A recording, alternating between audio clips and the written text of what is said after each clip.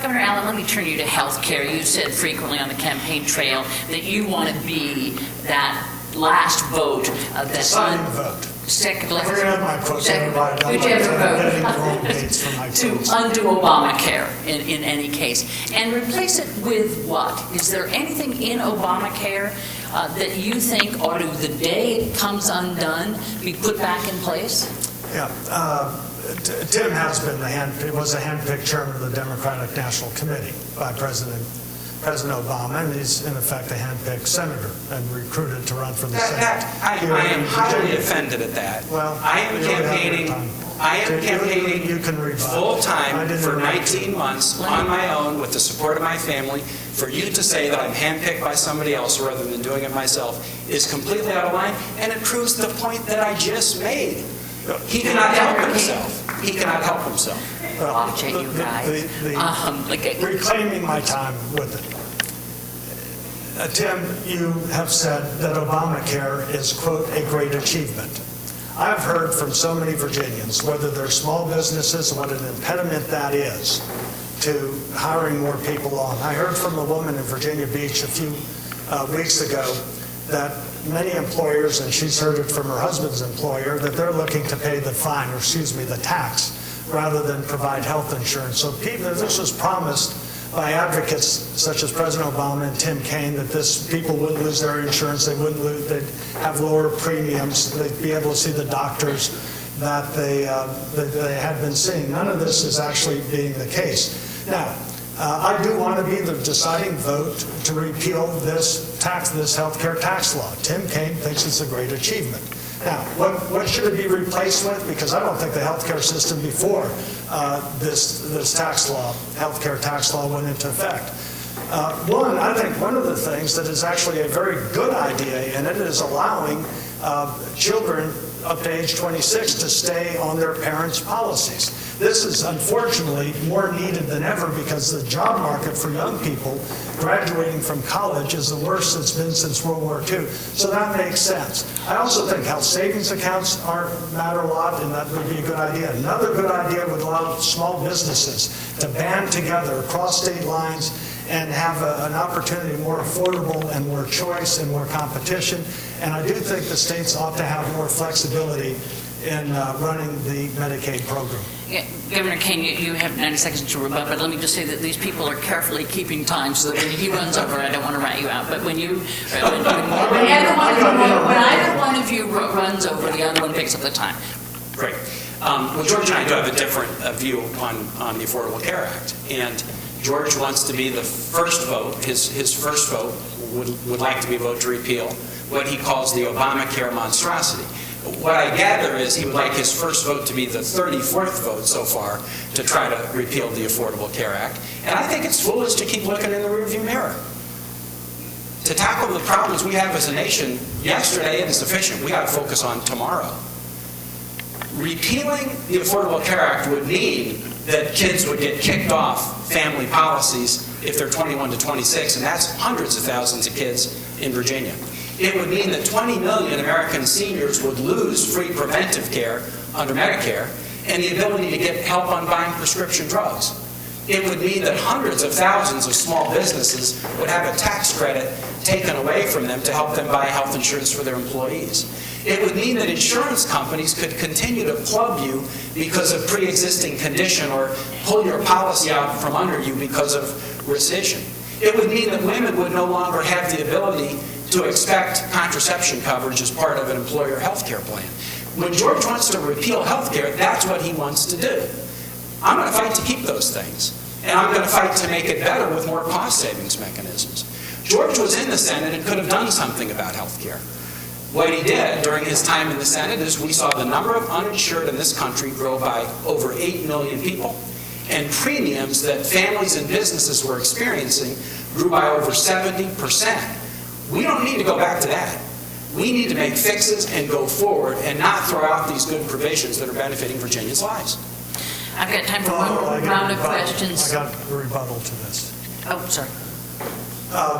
The reality is premiums have increased since this measure is passed by $2,500. Medicare is going to be cut by $500 billion. The taxes that are being imposed on medical device manufacturers is going to mean higher taxes and fewer jobs, fewer research and development here. I was in Chester, Virginia at a company, Merit Medical, who said we're going to be taxed an extra $5 to $10 billion, which means less research and development, less spending, obviously. And they're a Utah-based company, but they're also in the Netherlands and France. And the owner, the CEO, said the tax laws in France were better than what they're going to have imposed on them because of Obamacare. So I think that folks deserve better than what they're having to get now with the cuts in Medicare, the impediment for hiring jobs, the taxes that are involved in it. We need to have people making decisions with their doctors rather than having Washington bureaucrats dictating health care choices for the people of Virginia and America. And Governor Kaine, my last question for this before you all get to ask questions of each other again, and I won't forget you next time, is a national question with a local angle. A couple of weeks ago, big windstorm comes through Virginia, the metropolitan area, Maryland. 1.2 million homes in Virginia went without power. Some of them were out for a whole week. Power lines went down. Traffic lights were knocked out. Hospitals were knocked off the grid. In some areas in northern Virginia, for sure, the 9/11 system was knocked out for a couple of days, at least in parts of it. So you're a former governor, you are a candidate for senator. When you look at this, I will tell you what my friends said who live in Virginia and who live in Maryland. Can you imagine what would happen if the terrorist attacked? If we can't sort of sustain a windstorm and the 911 number goes out, does it give you pause about how ready we actually would be in a major metropolitan area, which is certainly a target, as we know, for another attack? And is there something you could do about it if you became a senator? Yeah, great question, Candy. And what I found as governor, and I imagine George had a similar experience, is a lot of areas that I was working in, you could manage, you could say to your team, look, we're in the worst recession since the 1930s, but I want to make sure our unemployment rate's one of the lowest in the nation and our median income stays high. And there's a measure you can measure to it. Or we're 15th in the nation in crime. I want to get so that we're one of the safest 10, not 15th, and you can measure to it. The thing that you can never really measure to in a way that makes you sleep well at night is what will happen if tomorrow. In the event of emergency. It might be a weather emergency, might be some kind of a terrorist incident. You always go to sleep when you're governor a little bit nervous about, are we ready? Now, we tried to survey our own vulnerabilities as a state. Was there enough shelter space to evacuate, hurricane, in the event of a hurricane in Hampton Roads? Did we have the road infrastructure in the right way so that people could evacuate? We've got to do a comprehensive survey of what we need to do to respond to concerns, and then try to position to be in place. I happen to believe that as a nation, we are not spending enough on infrastructure. Some of you may have seen that Virginia, which had been getting best state for business by a number of the publications, recently got downgraded by CNBC to third from first for one reason: underinvestment in transportation infrastructure. So whether it's transportation or utility or broadband or preparedness, I do have a worry that as a nation we're not stepping up. That's why I fought so hard for projects like Rail to Dulles and others. I want to build things again. That's great for the economy. It hires people. It helps the economy grow for decades. But we need to do that for preparedness. We need to do that to grow the economy. 2 points.